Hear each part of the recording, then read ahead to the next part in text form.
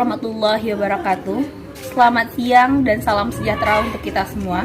Perkenalkan, saya Khairanisa dari Dinas Bina Marga Cipta Karya dan Tata Ruang, Unit Kerja UPTD Jalan dan Jembatan Wilayah 1. Untuk materi diklat yang ingin saya sampaikan adalah mengenai kesiapsiagaan bela negara. Hal pertama yaitu bagaimana pendapat saya tentang pentingnya sikap perilaku bagi ASN, motivasi diri dan juga berinovasi.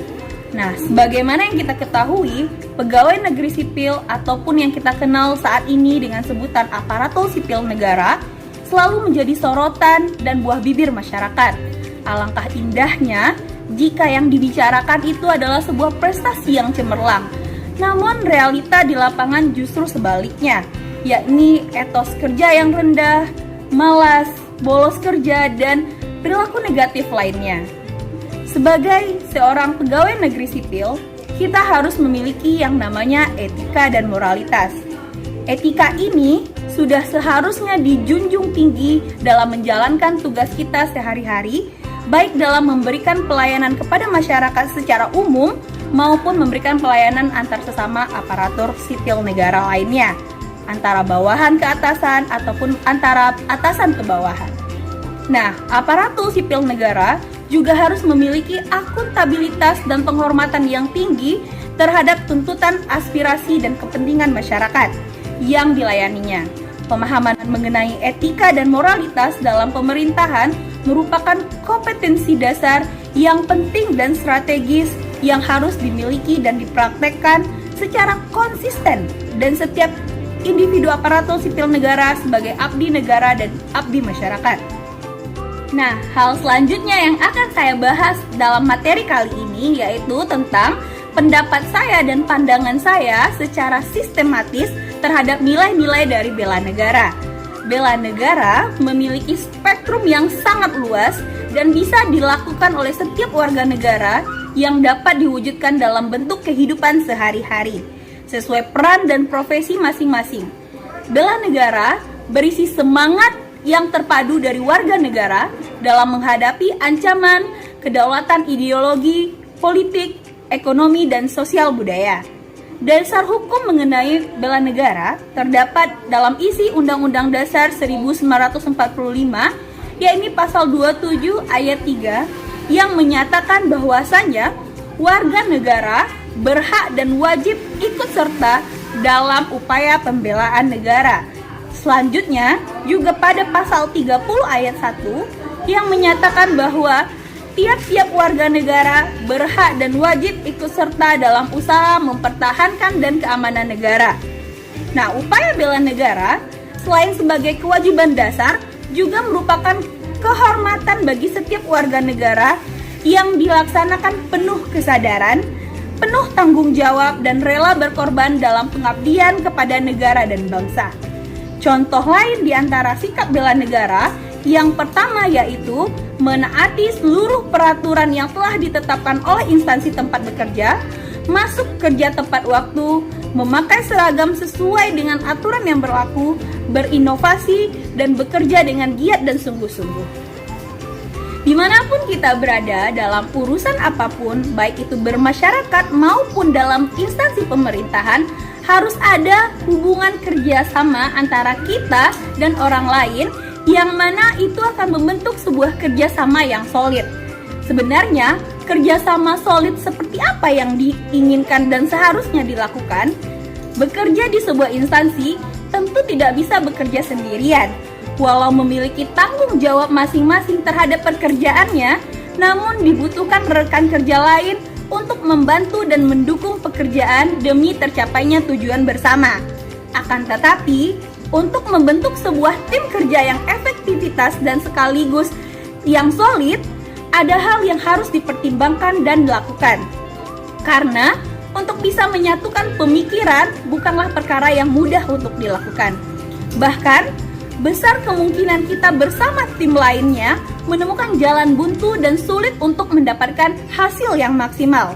Akan tetapi, jika kita pada akhirnya bisa membentuk tim sesuai, maka segala tantangan yang diberikan bisa diselesaikan dengan sangat baik dan memiliki pengaruh besar terhadap perkembangan instansi. Contoh-contoh membangun kerjasama yang solid. Yang pertama, menyamakan visi dan misi. Yang kedua, membangun rasa percaya diri. Yang ketiga, menjalin komunikasi yang baik dan lancar. Yang keempat, pahami peran dan tanggung jawab masing-masing. Yang kelima, menghormati dan saling menghargai antara sesama anggota tim. Dan yang terakhir ada melakukan evaluasi hasil kerja yang telah dilakukan, sehingga terciptalah kerjasama yang solid dan hasil yang memuaskan. Nah, sebagai aparatur sipil negara yang bertugas sebagai pelayan masyarakat, bagaimana sih kita harus memberikan pelayanan yang baik bagi publik? Salah satu fungsi dari aparatur sipil negara atau ASN adalah sebagai pelayan publik. Hal tersebut mengharuskan setiap ASN mampu memberikan pelayanan prima kepada para pemangku kepentingan.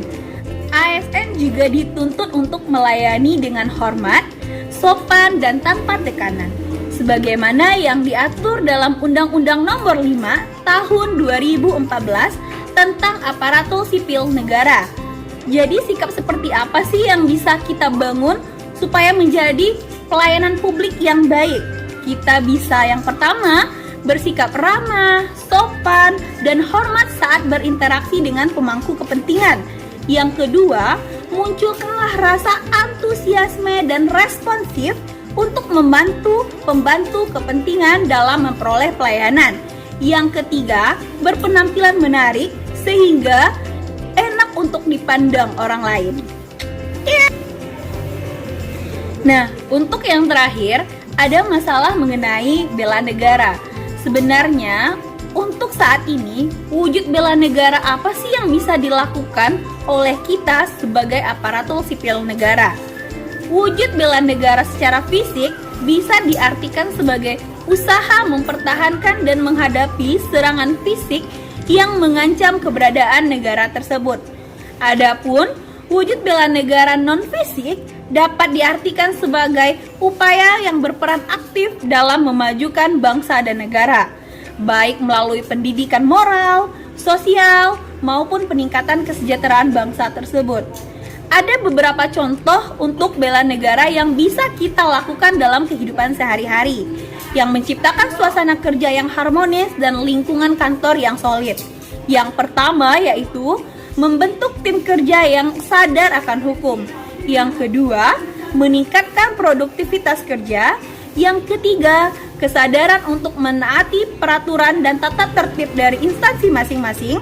Yang keempat, menjaga fasilitas dan keamanan kantor secara bersama-sama.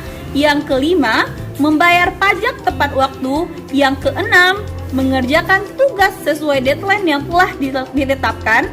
Yang ketujuh, membantu rekan kerja ataupun atasan yang mengalami kesusahan. Yang kedelapan, memberikan kritik dan saran kepada perusahaan yang membangun. Nah, yang terakhir ada melakukan musyawarah untuk menetapkan kebijakan. Nah, dalam hal ini diharapkan kepada ASN dapat menerapkannya secara real di lapangan dan juga di instansi masing-masing. Demikianlah materi kesiapsiagaan bela negara yang dapat saya sampaikan pada siang hari ini. Apabila ada kesalahan saya mohon maaf. Saya tutupi dengan Assalamualaikum warahmatullahi wabarakatuh.